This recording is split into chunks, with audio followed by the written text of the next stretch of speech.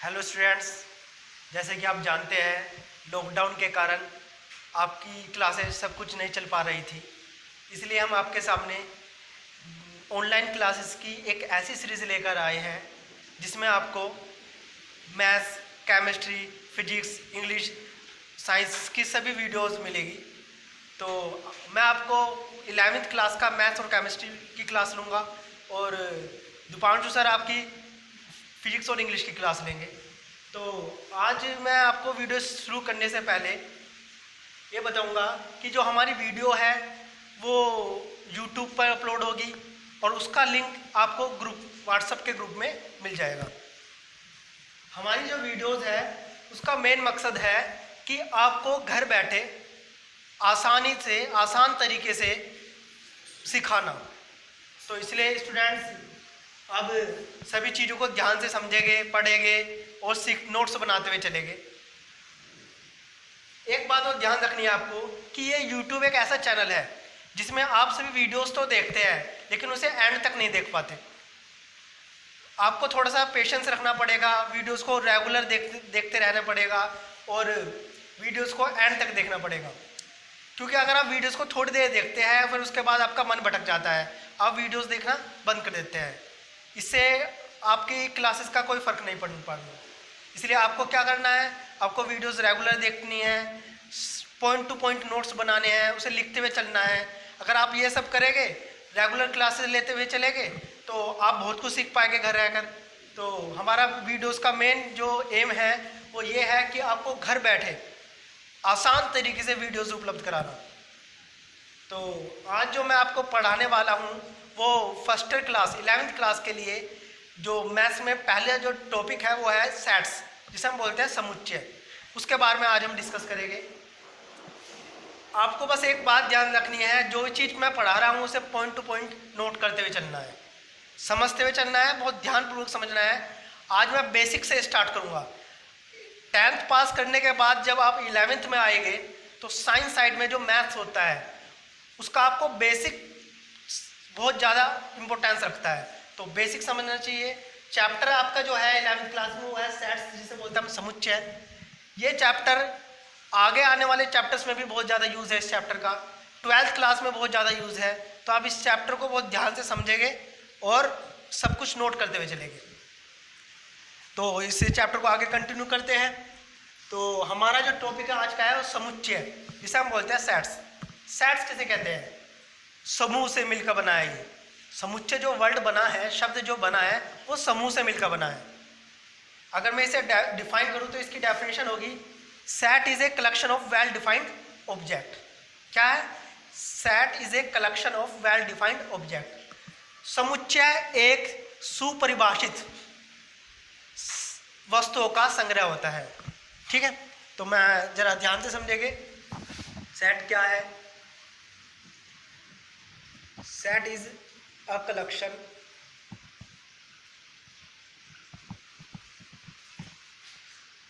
Of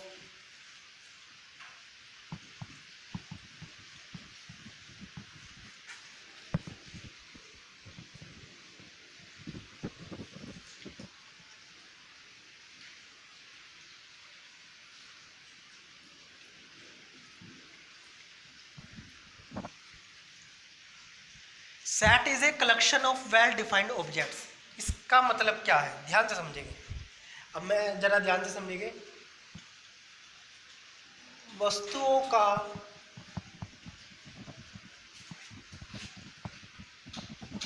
एक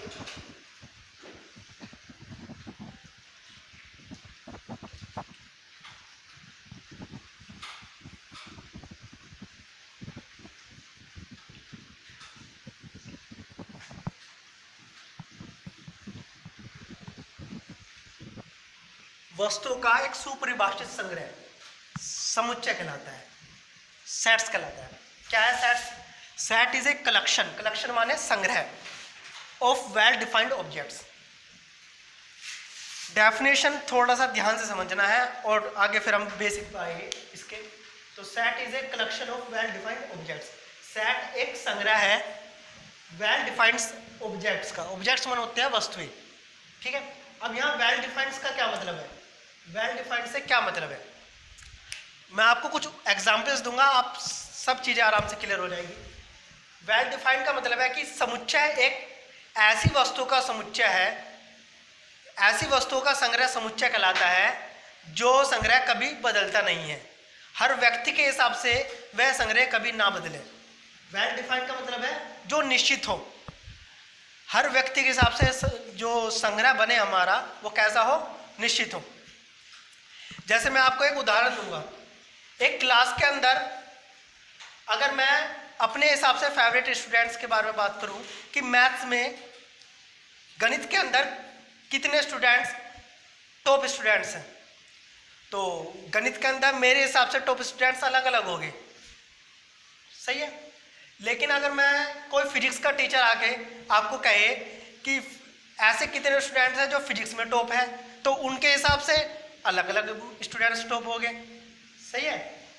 तो आप यहाँ देख रहे हैं, तो अलग अलग व्यक्ति के हिसाब से उनकी जो सेट है वो अलग अलग बनते जा रहे हैं, ठीक है। इसी तरह से अगर मैं एक और उदाहरण आपके सामने रखूँ, अगर मैं आपसे कहूँ कि आप कुछ फेवरेट्स, जो आपके फेवरेट क्रिकेटर्स हैं उनका नाम बताओ, तो अगर मैं किसी एक व्यक्ति से फेवरेट क्रिकेटर्स के नाम पूछूंगा तो वो कहेगा कि मेरा फेवरेट क्रिकेटर्स कोहली है, रोहित शर्मा है, सहवाग है, सचिन है, इस तरह से वो अपना नाम बताएगा।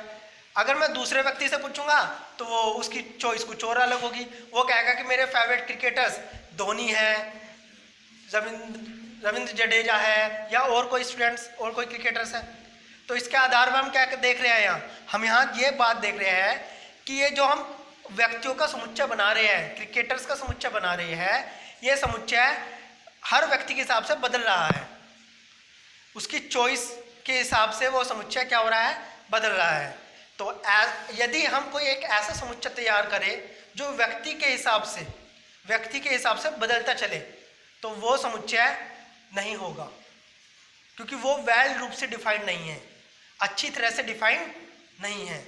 क्योंकि समुच्चय केवल वही होते हैं जो सुपरिभाषित रूप से डिफाइन होते हैं। Set is a collection of well defined objects, ठीक है। आपके सामने एक उदाहरण देता हूं। अगर मैं कहता हूं कि 10 से छोटी प्राकृतिक संख्या को समुच्चय बताओ, 10 से छोटी प्राकृतिक संख्या का समुच्चय बताओ, तो अगर मैं किसी स्टूडेंट से ये जवाब पूछूंगा तो उसका आंसर क्या आएगा, 10 से छोटी प्राकृतिक संख्याएं कौन कौन सी होती है, 1 2 3 4 5 6 7 8 9, ये होगी 10 से छोटी स्टूडेंट्स प्राकृतिक संख्याएं।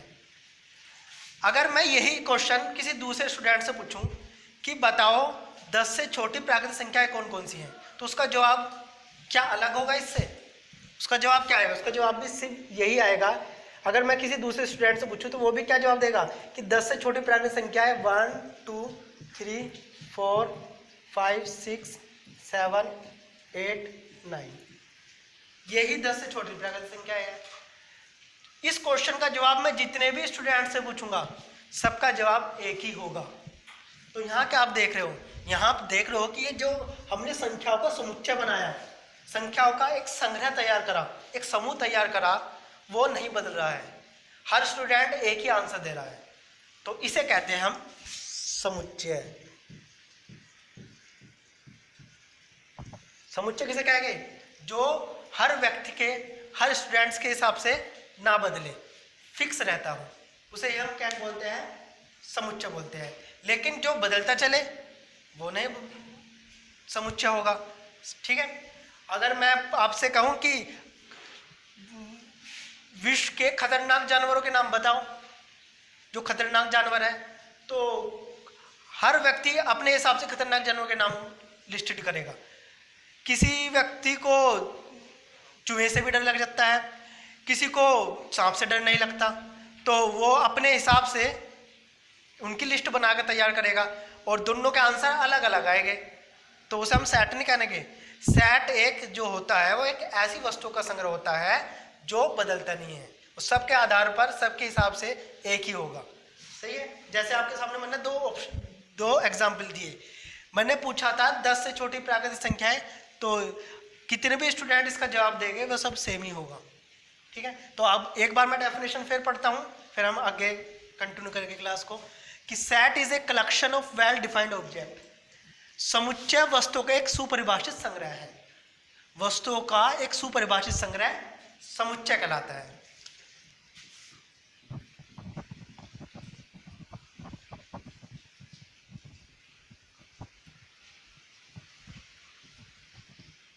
वस्तुओं का एक सुपरिभाषित संग्रह समुच्चय कहलाता है। ठीक है, समुच्चय देखो, समुच्चय जो वर्ड बनाया वो समूह से मिलकर बनाया जिसमें एक या एक से ज्यादा अवयव आ जाते हैं। अगर मैं कहूं कि हमने क्या लिया, एक पेंसिल ली, एक प्रकार लिया, एक स्केल ली, एक सेट स्केल लिया, तो इन सब चीजों को अगर हम मिला दे तो एक पेंसिल सेट बन जाएगा। और ये जो सेट होगा इसे हम बोल देंगे समुच्चय। क्लास के बच्चों का समुच्चय, पेड़ पौधों का समुच्चय है। तो ये सारे जो मैं आपके सामने उदाहरण दे रहा हूँ, ये सब समुच्चय के हैं जो एक से ज़्यादा चीज़ों से मिलकर बनते हैं। सही है, तो आपको ये डेफिनेशन आप समझ में आ गई होगी, उदाहरण भी समझ में आ गया होगा कि वेल डिफाइंड का क्या मतलब होता है। समुच्चय केवल वही हो गए जो बदलते नहीं है, निश्चित होते हैं हर व्यक्ति के आधार पर। आप इसे नोट डाउन कर ले, फिर मैं आगे की क्लास कंटिन्यू करता हूँ।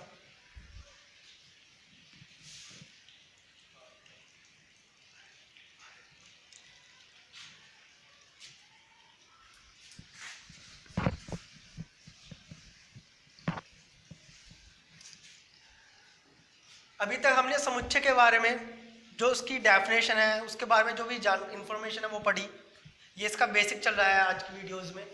तो अब मैं इस समुच्चय के क्लास को आगे बढ़ाते हुए अब मैं आपको जो पढ़ाऊंगा वो कुछ ऐसे सेट्स पढ़ाऊंगा जिनका यूज़ आपने आने वाली क्लासों में भी, आने वाली वीडियोस में भी करेंगे हम, आने वाले चैप्टर्स में यूज़ होगा।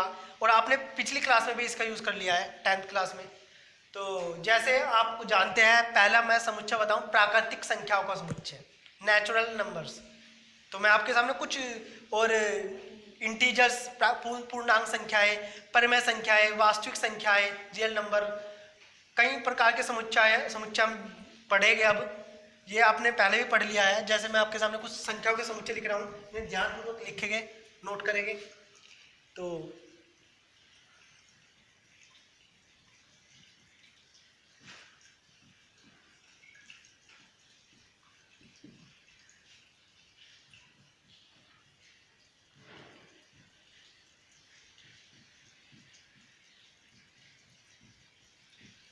नेचुरल नंबर किसे कहते हैं?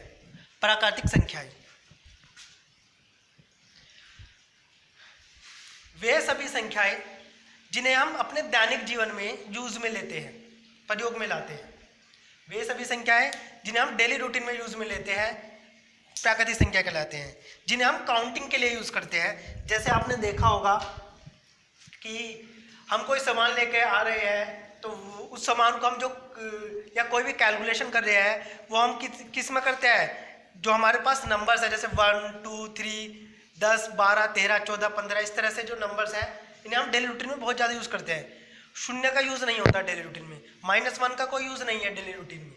हम ना -1 कोई करेंसी होती है, ना -1 रुपीज़ होते हैं। तो ऐसे नंबर जिन्हें हम वास्तविक रूप से अपने दैनिक जीवन में यूज़ करते हैं वे सभी प्राकृतिक संख्याएं कहलाती है। और ये सभी संख्याएं कहाँ से शुरू होती है? 1 से।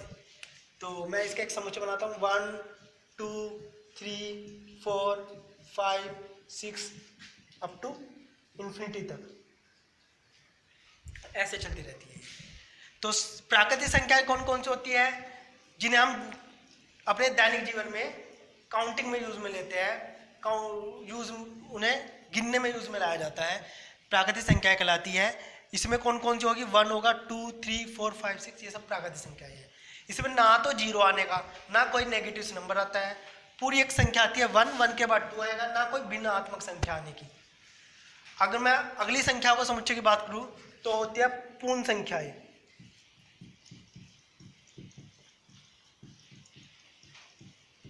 जिन्हें हम बोलते हैं वूल नंबर।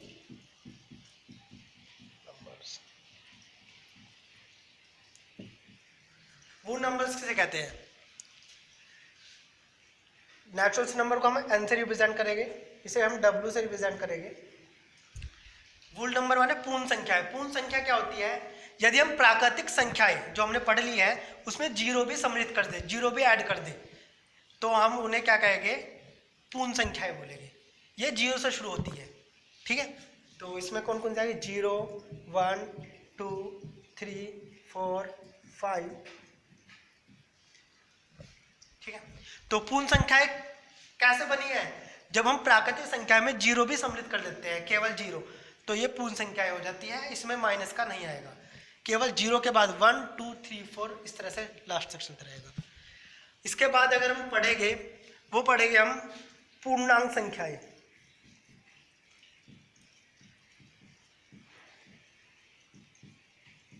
जिन्हें हम इंटीजर्स बोलते हैं।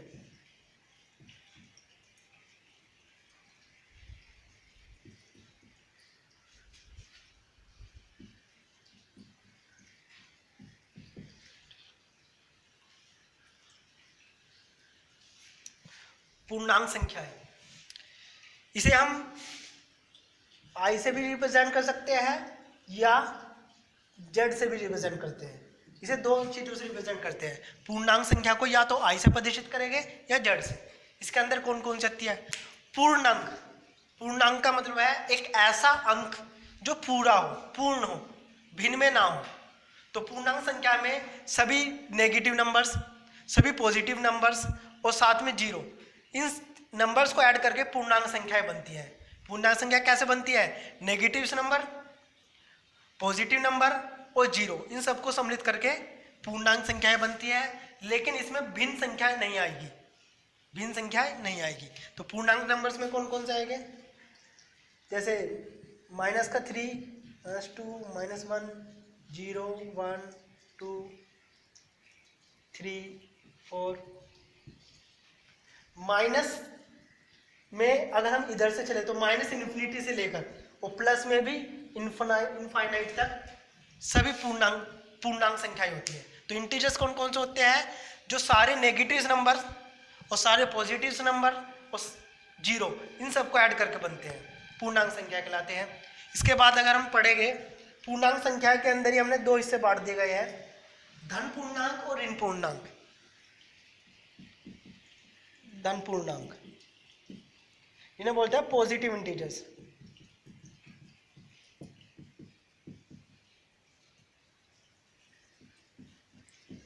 इन्हें हम या तो i प्लस से रिप्रेजेंट करेंगे या z प्लस से, पॉजिटिव इंटीजर्स। धन पूर्णांक, इसमें केवल वही संख्या आएगी जो पॉजिटिव होगी। पूर्णांक संख्या में नेगेटिव, पॉजिटिव और जीरो सब आता है, लेकिन धन पूर्णांक माने पॉजिटिव इंटीजर्स, इसमें केवल प्लस प्लस की संख्या आएगी, जीरो भी नहीं आएगा। ये कहाँ से शुरू होगी? 1 2 3 4 5 अप टू इनफाइनाइट तक, सही है। इसी तरह से ऋण पूर्णांक होता है।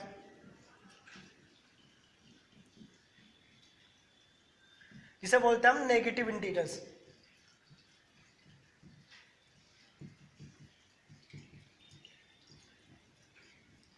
इसे हम i माइनस या z माइनस से रिप्रेजेंट करेंगे। इसमें कौन कौन सी संख्याएं आएगी? सारी नेगेटिव संख्याएं आएगी, सही है। जैसे -4 -3 -2 -1। माइनस में अगर मैं माइनस में इधर को चलना पड़ता है हमें, तो माइनस में यदि मैं इधर की ओर चलूंगा तो -1 -2 -3 -4 और माइनस इन्फिनिटी तक सभी संख्याएं इनके अंदर आएगी, जिसे बोलते हैं हम ऋण पूर्णांक नेगेटिव इंटीजर्स। तो ये कुछ नंबर लिखे हैं। अभी हमारे पास कुछ संख्याएं और आ रही है, जैसे वास्तविक संख्याएं हैं और परमेय संख्याएं हैं, अपरमेय संख्याएं हैं। इसके बारे में और बात करते हैं, आप इसे नोट कर लेंगे।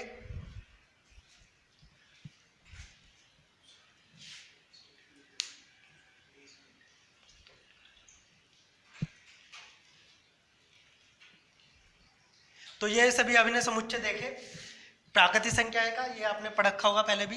पूर्ण संख्याएं कौन कौन सी होती है?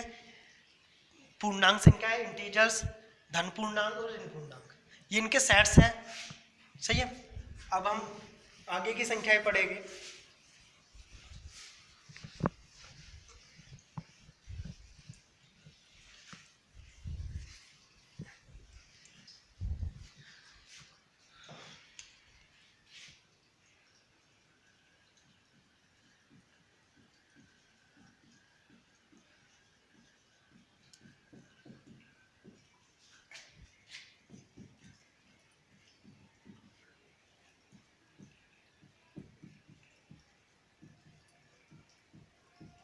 रेशनल नंबर्स, परमेय संख्याएं बोलते हैं हम, इसे रिप्रेजेंट करेंगे हम क्यू से, परमेय संख्या। अब ये परमेय संख्याएं कैसे बनती हैं, क्या डेफिनेशन इसकी? देखो परमेय संख्याएं आपने पढ़ रखा होगा 10th क्लास में, इसका चैप्टर भी है परमेय संख्याएं के बारे में। तो परमेय संख्याएं क्या होती है? वे सभी संख्याएं जिसमें अंश और हर होता है, जिसमें अंश और हर होता है, न्यूमरेटर और डेनोमिनेटर होता है, और जिसका जो हर होता है वो 0 के बराबर ना हो। जैसे P और Q के रूप में अंश और हर होगा, और Q नॉट इक्वल टू 0।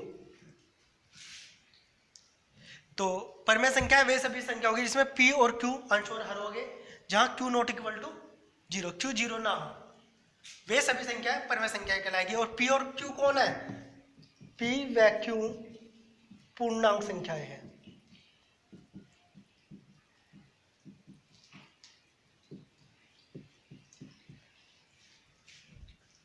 तो परमेय संख्याएं ऐसी संख्याओं का समुच्चय है जिसमें अंश और हर होगा, और जो हर है वो 0 ना हो। परमेय संख्याएं किन चीजों से मिलकर बनती है, यह ध्यान से समझ लेंगे। परमेय संख्याएं जो बनती है वो बनती है प्राकृतिक संख्याएं या पूर्णांक संख्याएं को मिलाकर आपस में ये संख्याएं तैयार होती है। तो परमेय संख्याएं जो है वो पूर्णांक संख्याएं प्लस में भिन्नात्मक संख्याएं। भिन्नात्मक संख्याएं कौन कौन सी होती है? जिनमें अंश और हर होते हैं। इन दोनों को अगर हम मिला दें, पूर्णांक संख्या और भिन्नात्मक संख्या को मिला दें, तो हमें परमेय संख्या प्राप्त होगी। पूर्णांक संख्या वे सभी संख्या है 1 2 3 4 पूरा नंबर, पूर्णांक नंबर, और भिन्नात्मक जो अंश और हर के रूप में, इन दोनों को मिलाकर हमें परमेय संख्या मिलती है। इसी तरह से अगला पॉइंट जो आएगा वो होगा अपरिमेय संख्याएं।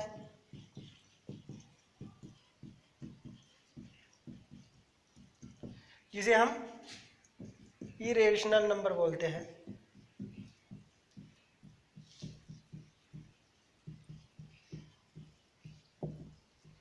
वे सभी संख्याएं जो P और Q अपन Q के रूप में ना हो, वे सभी संख्याएं जो P अपन Q के रूप में ना हो परमेय संख्या कहलाती है। तो वे सभी संख्याएं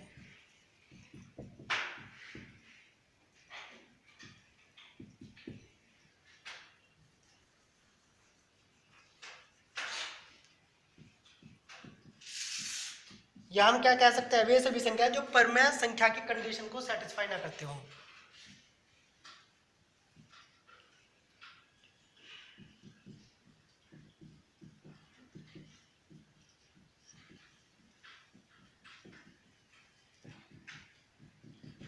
वे सभी संख्याएं जो परमेय संख्याएं न हो अपरमेय संख्या कहलाती है। एग्जाम्पल आपके सामने मैं दे देता हूँ, जैसे √3, ये कुछ एग्जाम्पल है, √2, √5 और पाई भी एक अपरमेय संख्या है, या √7।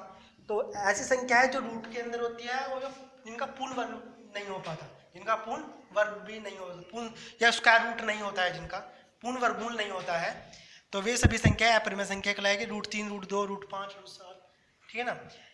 तो परिमेय संख्या क्या होती है ये आपको पता चल गया है। अब हमारी जो लास्ट संख्या रह रही है वो रह रही है वास्तविक संख्याएं।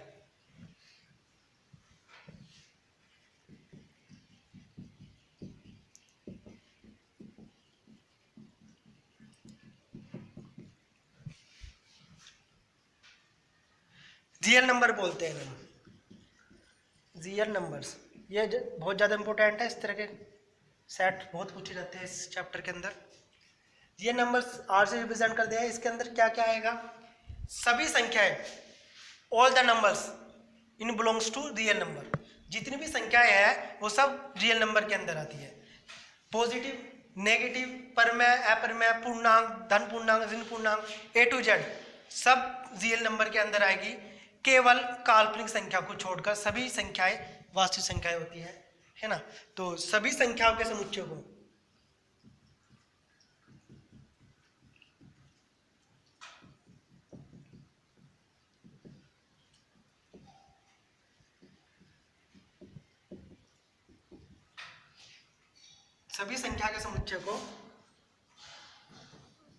वास्तविक संख्या कहते हैं।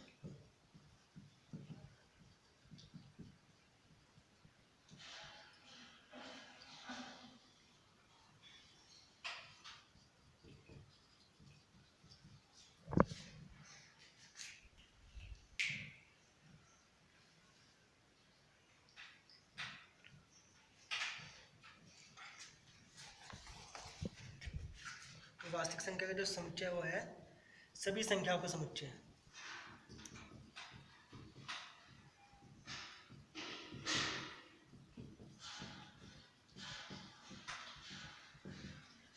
काल्पनिक संख्या को छोड़कर सभी संख्याएं वास्तविक संख्या कहलाती है। और वास्तविक संख्याएं मिलकर किन से बनती हैं? परिमेय और अपरिमेय। अगर यदि इन दोनों संख्याओं को मैं जोड़ दूं तो वास्तविक संख्या का सेट प्राप्त हो जाएगा। परिमेय और अपरिमेय संख्या को जोड़ दूं तो वास्तविक संख्या को सेट प्राप्त हो जाएगा। परिमेय संख्याएं प्लस अपरिमेय संख्याएं। यदि किसी समुच्चय में सभी परिमेय संख्याएं और सभी अपरिमेय संख्याएं मिला दी जाए तो वास्तविक संख्या बनती है। वास्तविक संख्या में सभी प्रकार की संख्या आती है, चाहे भिन्न हो, चाहे दशमलव में हो, चाहे पूर्णांक संख्या हो, सभी वास्तविक संख्या में आती है। तो इस तरह से हमारी आज की क्लास में हमने जो जो सीखा, सेट्स किसे कहते हैं, सेट की डेफिनेशन के बारे में हमने डिस्कस करा। फिर मैंने आपको कुछ सेट्स बताए जैसे प्राकृतिक संख्याएं, वास्तविक संख्याएं हो गया है, पूर्णांक संख्याएं, इंटीजर्स बोलते हैं, परिमेय अपरिमेय संख्याएं, यह आपने पहले भी पढ़ रखा था। तो आज की जो क्लास मैंने आपको पढ़ाई है, आप ये सभी चीज़ें ध्यानपूर्वक सब कुछ नोट करके पॉइंट टू पॉइंट समझते हुए चलेंगे। अगर किसी को कोई भी डाउट हो इससे रिलेटेड, वो व्हाट्सएप पर जो हमारा ग्रुप है उसमें हमें सेंड कर सकता है। हम उस आपके ग्रुप में इस वीडियोस का लिंक सेंड कर देंगे, तो आप इसे ध्यानपूर्वक समझेंगे, पढ़ेंगे। आपकी सारी जो डाउट्स है वो हम आपको सब क्लियर कर देंगे। तो आप ये सारे सेट्स जो है इन्हें कॉपी कर लेंगे अपनी कॉपी में, और हमारी आज की क्लास ख़त्म होती है। Thank you.